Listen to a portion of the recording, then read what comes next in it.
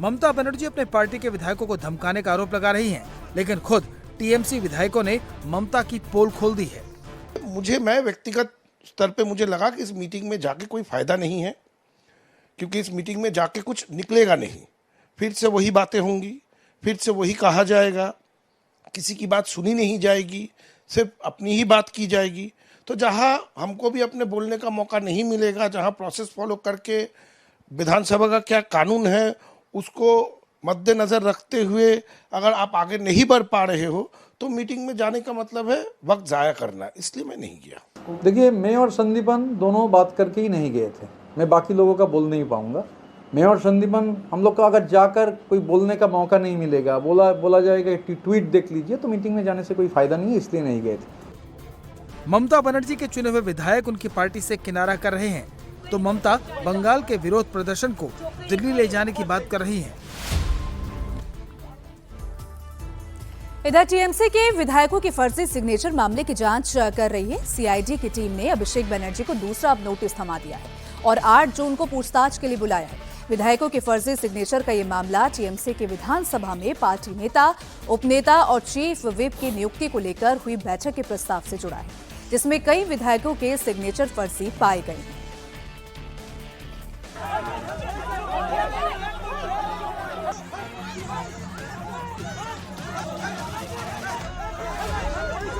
ममता बनर्जी अपने भतीजे अभिषेक बनर्जी पर हुए हमले को नेशनल इश्यू बनाना चाहती हैं, लेकिन भतीजे पर फर्जी सिग्नेचर मामले में सीआईडी का शिकंजा कसता जा रहा है।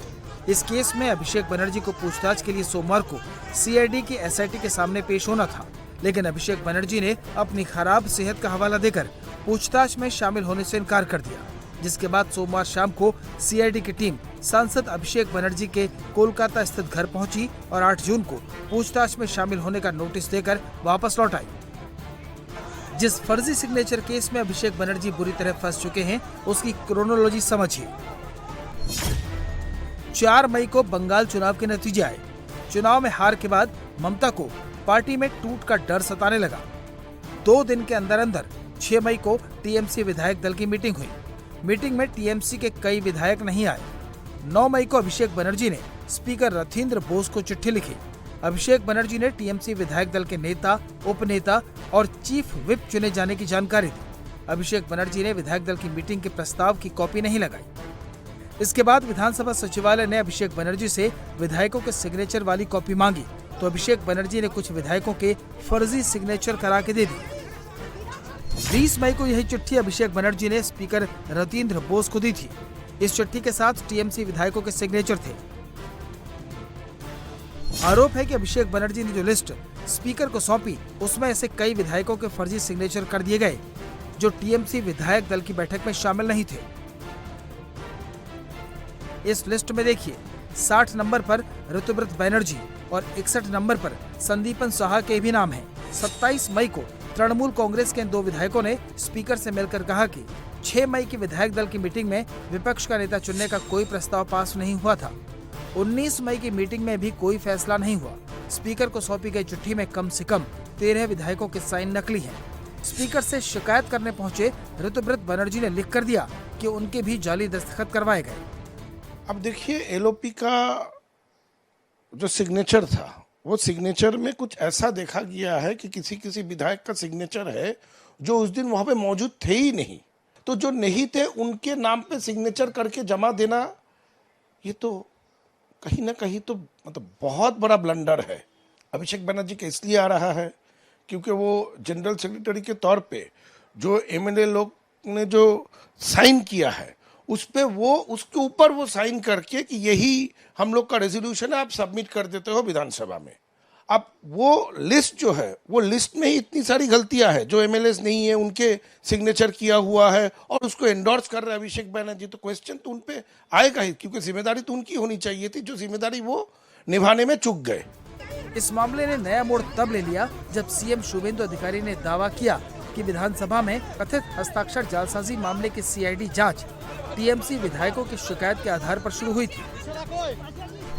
उन्होंने ऋतुव्रत बनर्जी और संदीपन साहा का नाम लिया। सीएम शुभेंदु के इस दावे के बाद ममता बनर्जी ने दोनों विधायकों को निष्कासित कर दिया। टीएमसी बंगाल का जनता का साथ तो भ्रष्टाचार किया है, अभी उनका खुद एमएलए का साथ भ्रष्टाचार कर रहा है। टीएमसी चोर है, आपने खुद चुने हुए एमएलए का सिग्नेचर चोरी कर रहा है, इसलिए जनता को ये मालूम होना चाहिए इसमें बीजेपी और सरकार का कोई रोल नहीं है। जो कंप्लेन है, कंप्लेन दो टीएमसी का एमएलए ने किया है, ऋतव्रत बंदोपाध्याय और संदीपन साहा, इसमें कोई हमारी रोल नहीं है। लेकिन हम लोग इन्वेस्टिगेशन में प्राइमरी जो मिला है बहुत खतरनाक, चिंता का बात है। सीआईडी ने सिग्नेचर केस की जांच तेज कर दी है। सीआईडी के 5 अफसरों की एसआईटी फर्जी सिग्नेचर मामले में भाईपो की भूमिका की जांच कर रही है और अभिषेक बनर्जी को पूछताछ के लिए अब दूसरा नोटिस दिया गया है। टीएमसी से निष्कासित विधायक संदीपन साहा ने भी सवाल उठाए हैं कि 15 साल तक सत्ता और उससे पहले विपक्ष में रही पार्टी के नेता ने रेजोल्यूशन पास करने के लिए प्रोटोकॉल का पालन क्यों नहीं किया। देखिए, इससे पहले भी बैठक हुआ है। बैठक में ये प्रस्ताव था कि कौन दल नेता बनेंगे, कौन उपनेता बनेंगे और कौन चीफ व्हिप बनेंगे। अब 15 साल सरकार में रहने के बावजूद भी प्रोसीड्यूर फॉलो किए बिना ये रेजोल्यूशन जमा हो जाता है असेंबली में और उसके बाद उस पर छानबीन शुरू हो जाता है, क्योंकि वो प्रोसीड्यूर, वो प्रोसेस, प्रोटोकॉल नहीं माना गया है। अभी वो सब जुडाइज हो चुका है, अभी फिर मीटिंग बुलाए हैं। अब क्या प्रोसीड्यूर का जानकारी लेके ये मीटिंग बुलाया गया है, ना कि फिर से एक रेजोल्यूशन में साइन करा के फिर वो सबमिट कर दिया जाएगा, फिर उस पर कंट्रोवर्सी होगा। देखिए, सबसे पहले जो कानून है, जो नियम है, इसकी जानकारी होना जरूरी है। इतना दिन का एक दल पहले भी विरोधी में थे, फिर सरकार में आए, आज विरोधी में गए हैं, लेकिन प्रोसेस फॉलो करना ही भूल गए। एक तरफ अभिषेक बनर्जी पर सीआईडी की जांच तेज है तो ममता की पार्टी में बगावत के सुर तेज हो गए हैं। उलूबेरिया पूर्व के विधायक ऋतव्रत बनर्जी ने चुनाव में हार के बाद टीएमसी पर बढ़े हमले को लेकर पार्टी नेताओं पर सवाल उठाए हैं, तो अभिषेक बनर्जी की पिटाई को लेकर भी तंज कसा है। जब अटैक हो रहा है, 26 दिन आप घर से निकल नहीं रहे हो। मैं तो उलूबेरिया पूर्व का विधायक, एक सामान्य विधायक, मैं तो अपना कॉन्स्टिट्यूएंसी में जा रहा हूँ, मुझे तो चोट कोई बोल नहीं रहा है। तो जो लोगों को लोग बोल रहे हैं ये लोग गद्दार है, तो जनवाद में, जामूरियत में हर कोई को बोलने का राइट है, मगर जामूरियत का एक जो सबसे बड़ा चीज है कि हर लोग जो बोले वो बोलना चाहिए। तो गद्दार लोग बोल सकते हैं, बोलेंगे भी, मगर कोई चोट नहीं बोल रहा है और पिट भी नहीं रहा है। आज ममता ने सड़क पर उतरकर जंग का ऐलान किया है, लेकिन उनके सामने सबसे बड़ी चुनौती अपने विधायकों को एकजुट रखने की है। तो वहीं फर्जी सिग्नेचर केस में फंस चुके अभिषेक बनर्जी पर भी गिरफ्तारी की तलवार लटक रही है।